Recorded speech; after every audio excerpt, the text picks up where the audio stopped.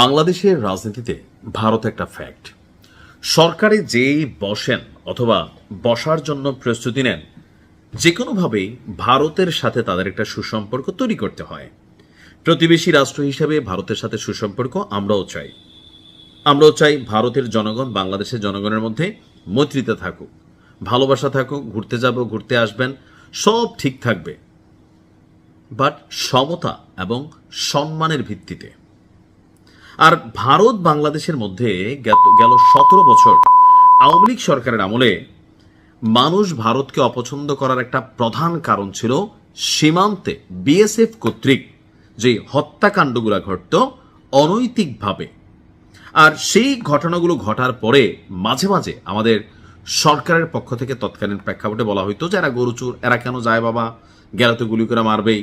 তো আমাদের কাছে তখন প্রশ্ন তৈরি হইতো, ভারতের সাথে যেহেতু স্বামী স্ত্রীর সম্পর্ক বা এতই বন্ধুত্বের সম্পর্ক, তাহলে কেন বাংলাদেশ সীমান্তে ভারত সরকারকে দিয়া এই বিএসএফ এর হাতে এদেশের সাধারণ নিরীহ কৃষক জনতা অথবা 10 টাকা 5 টাকার জন্য যারা ইধার কামাল উধার কারতা হে তাদেরকে কেন সামলাইতে পারে না? এটা নিয়ে জনগণের একটা বড় ক্ষোভ ছিল, পাশাপাশি পলিটিশিয়ানরাও এটা নিয়ে পলিটিক্স করত। আজকে বিএনপির জন্য একটা বড় ধরনের সুযোগ আছে, আমি মনে করি এসপার উসপার একটা কি বলা হয় যে রিয়েকশন তৈরি করা, জনগণের কাছে এটা প্রমাণ করা যে আগে যা হইছে এখন কিন্তু এটা হওয়ার সুযোগ নেই। দেখেন, ভারতের সাথে বাংলাদেশের যুদ্ধ হলে বাংলাদেশ 3 দিনও টিকবে না, এটিই বাস্তব। কিন্তু তার মানে কি আমরা এই ভয়ে আগে থেকে হাগু করে দিব যেমনটা অতীতে করছি? আজকে কেন এতগুলা কথা বললাম? বিএনপির উচিত এই মুহূর্তে মেরুদণ্ড সোজা করা ভারতের বিরুদ্ধে। কোন জায়গাতে?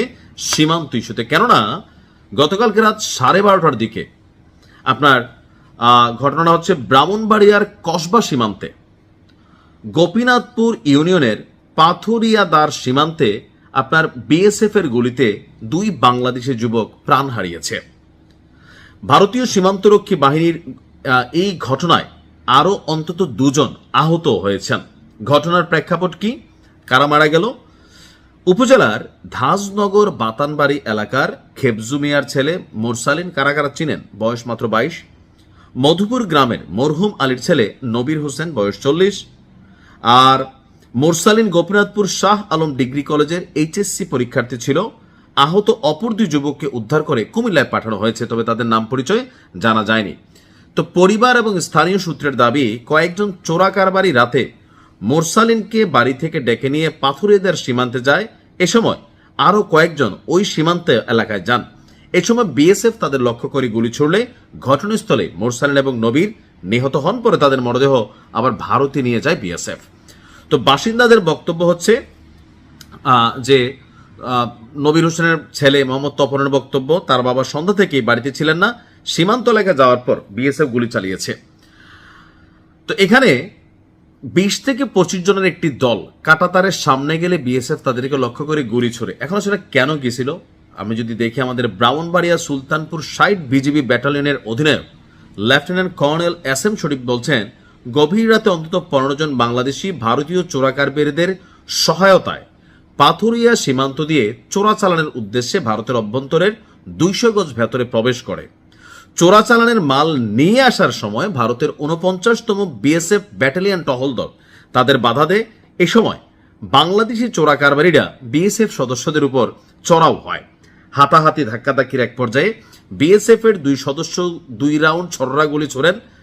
এখন এই যে কত সুন্দর বক্তব্য দিয়েছেন আমাদের সম্মানিত কর্নেল সাহেব শরীফুল ইসলাম ভাই। ঘটনা শুনে মনে হয় যে বাংলাদেশের কোন একটা সিসি ক্যামেরাতে ওইখানে বসানো ছিল, আর আমাদের তথ্যসূত্র ওইখান থেকে ক্যামেরা দেখে বলা হয়েছে, ভাই চোরা কারবারিটা গভীর রাতে গিয়ে বিএসএফ এর একটা টহল দলের সামনে হাতাহাতি ধাক্কাধাক্কি করছে।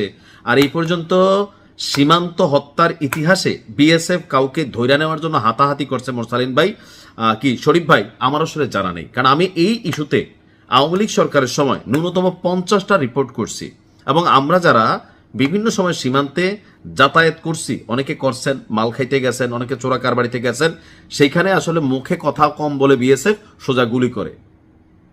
আমাদের তারা চোরা কারবারির উদ্দেশ্যে গেছে, হয়তো মাল খাইতে গেছে অথবা ব্ল্যাকের মাল আনতে গেছে।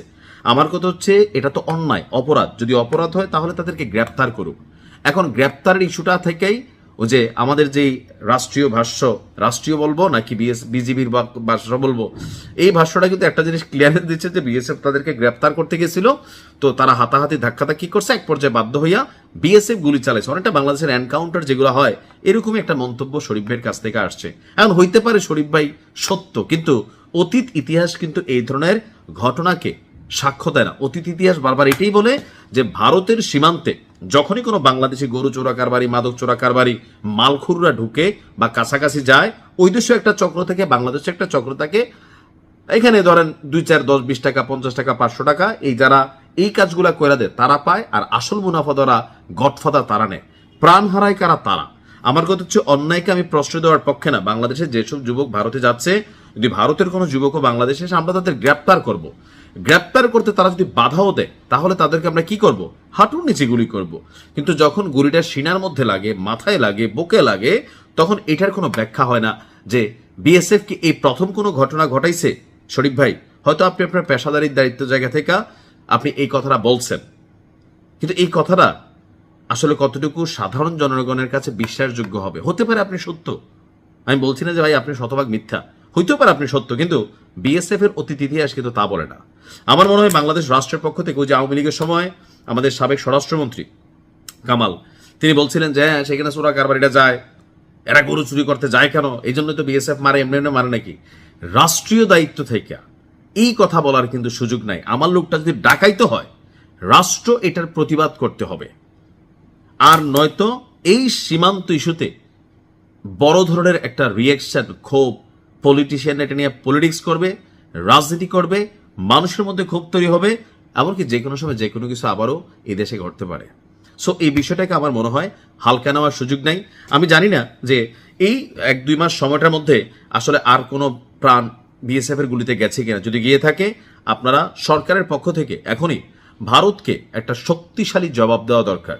আমাদের সেনাবাহিনী বা যারাই আছেন, অপরাধীর জায়গা থেকে হয়তো অনেক সময় অনেক কথা বলা যায় না, বাট যদি কাউকে দিয়ে বলানো যায় তাকে দিয়ে বলতে হবে। এরকম যদি আমরা নিজেরা বলে দেই যে আমাদের লোক এখানে হাতাহাতি করছে, মারামারি করছে, বিএসএফ কি করবে ভাই, বাধ্য হয়ে গুলি চালাচ্ছে, এগুলো তো হচ্ছে দেশীয় ইস্যু, আভ্যন্তরিক আমরা বলতে পারি। কিন্তু অন্য দেশের বেলা যদি আওয়ামী লীগ সরকারের সময় ঠিক এরকম একটা ক্লিয়ারেন্স দেওয়া হয়েছিল, আমি এটার প্রতিবাদও করছি, আজকে সরকারের পক্ষ থেকে দেওয়া হয় নাই, বাট বিএসএফ এর বিজিবির পক্ষ থেকে আমাদের শরীফ ভাই যে বক্তব্যটা দিলেন, আমি জানি না আসলে এটা নিয়ে কি মন্তব্য করব। ঘটনা সত্য হলেও, কারণ এটা তো মিডিয়াতে যাচ্ছে, ভারত এটাকে হালাল করে, দেখো বাংলাদেশের জনগণ বা যারা সীমান্তরক্ষী তারাই তো এই ধরনের কথা বলছে। আপনারা অনেক মুরব্বী মানুষ, জ্ঞানী মানুষ, বাট আমার মনে হয় এই ইস্যুগুলোতে মিনিমাম লেভেলে বিএনপি সরকারের উচিত ভারতের সাথে শক্তভাবে দৃঢ় কণ্ঠে কথা বলা, যে আমার লোক যদি তোমার দেশে ঢুকে অন্যায়ভাবে অ্যারেস্ট করো, তারা তুমি মাইরা ফেলবা কেন? আমাদের দেশে ঢুকলে আমরা অ্যারেস্ট করবো, সীমান্তে গুলি চালানোর কোনো সুযোগ নাই। কিন্তু এটা ঘটছে, এটা কিন্তু থামানো উচিত। আমরা যখন পরামর্শ দেই, যখন সমালোচনা করি, যারা ক্ষমতায় থাকেন তারা আমাদেরকে শত্রু মনে করেন। একসময় আওয়ামী লীগ কঠিন শত্রু মনে করতো, ভাই 9 বছর দেশে ঢুকতে পারিনি, বুঝছেন। এখনো যখন বলি, অনেকে বলেন হ্যাঁ তুমি এত কথা কেন বলো, ভাই ভালোর জন্য বলি, ভালোর জন্যই বলি, দেশের ভালোর জন্য, আপনাদের ভালোর জন্য। সমালোচনাকে পজিটিভলি নিন, এমনকি যেটাতে জনগণের পাল সেটাকে বোঝার চেষ্টা করুন। ভালো থাকুন, আসসালামু আলাইকুম।